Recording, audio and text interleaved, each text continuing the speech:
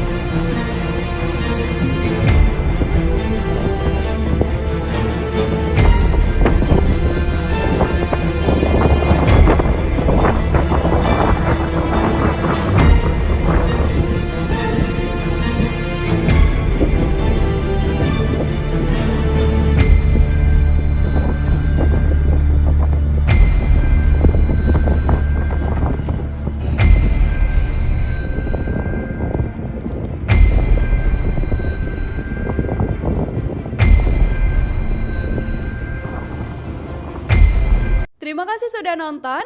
Jangan lupa like, subscribe, dan share ya.